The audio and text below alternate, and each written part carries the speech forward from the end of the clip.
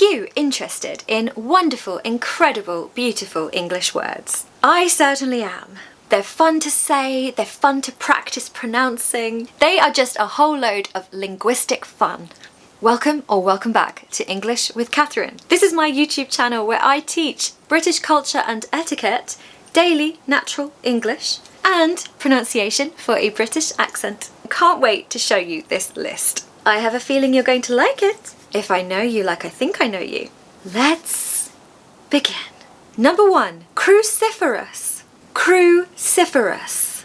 This is a word about vegetables, specifically the cabbage family. Don't you just love how they call it something family, like the squash family or the cabbage family? These are the really leafy green vegetables that your mum would always tell you when you were younger to eat more of. You must eat your cruciferous vegetables, Catherine. 4 syllables. Cruciferous. Cruciferous. The second syllable is stressed. Eat your cruciferous vegetables if you want to be healthy and live a long life. Number 2, rambunctious. Rambunctious. Has to be one of the most satisfying words to say out loud. Go on, try it now, it's great. Rambunctious means a little bit too lively, too much energy, a bit difficult to control. You can use this word for puppies, baby dogs, or unruly children if they're particularly crazy, energetic and boisterous. She has a particularly rambunctious toddler, for example. So there's 3 syllables, rambunctious. Remember that the second syllable is stressed. It's very important to learn the intonation when you're learning a new word, because if you get that wrong, it could be completely misunderstood, and we don't want that. Number 3, rotund. Rotund. One of the best words ever. This could perfectly describe my dad's friend who likes his beer a little bit too much. He has a beer belly. He is rather rotund, which means his body shape is kind of plump and large. In my current book that I'm reading, there is a rotund Aunt Agnes. This Aunt Agnes has been described as being rotund, so she's rather round. She likes the pies. How do we pronounce it? It's just 2 syllables, so fairly easy, I would say. Rotund.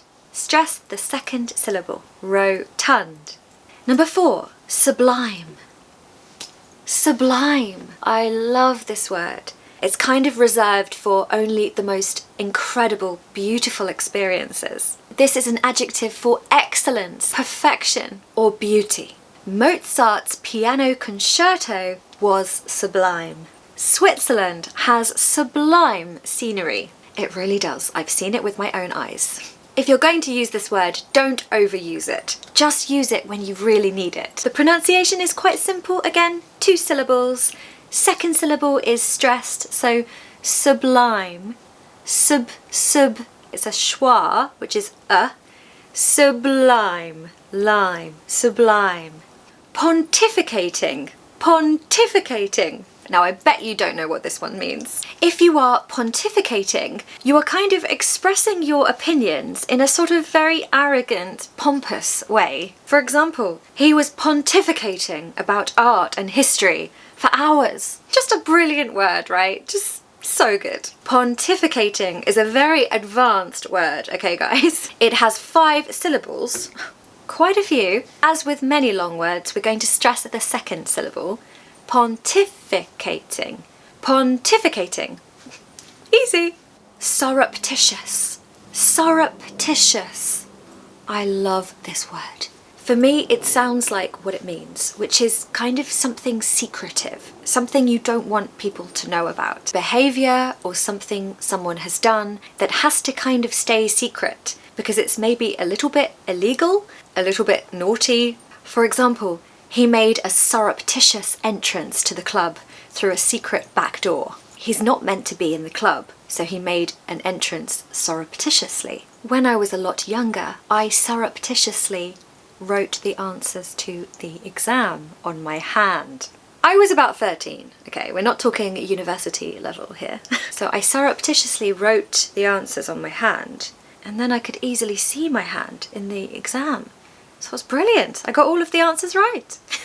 4 syllables. Surreptitious. The 3rd syllable is stressed. Tish is louder in that word, and tish is actually quite easy.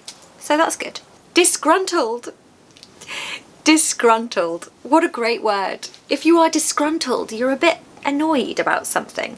Basically, you're angry or dissatisfied. I remember when horse meat was found in a lasagna, a frozen lasagna or lasagna, never sure how to pronounce that, in a supermarket in the UK. Let me tell you now, we do not eat horses here. That is just a big no. We're actually much more fond of riding horses than eating them, to be honest. When people found out that they had potentially eaten horse meat in their favourite weekly lasagna ready meal, they were actually livid, to be honest, which means really angry, but also very disgruntled. They felt let down by the company, they felt lied to. It was a massive deal. The pronunciation is disgruntled. 3 syllables. Stress the 2nd syllable. Disgruntled. Sycophantic. Sycophantic. So satisfying to say. So brilliant. Sycophantic describes someone who is praising someone in authority in a very insincere way, often to gain an advantage. A synonym that is connected to this is flattering. If you're flattering someone, basically paying them compliments, saying very nice things to them, sometimes it's because you want something. A sycophant is actually the word for the person who is sycophantic. I actually used to work with a sycophant. She would constantly suck up. By the way, that's like the phrasal verb that can go with this word. She would constantly suck up to the boss, praising her in the most disingenuous way ever. The reason I knew it was sycophantic is because behind the boss's back, she would just badmouth the boss, saying all sorts of terrible things. Sorry guys, the meaning is kind of negative with that one, but I love the word. Isn't it just so great? So we've got 4 syllables. Sycophantic. The 3rd syllable is stressed, and it needs to be like fan. Sycophantic. Okay everyone, here we go. Did you know that there's a word that describes the inability to remember another word? If you can't remember a word, you might say that you have lethologica. Lethologica. I can't believe someone made a word for this. I suffer with this when it comes to names.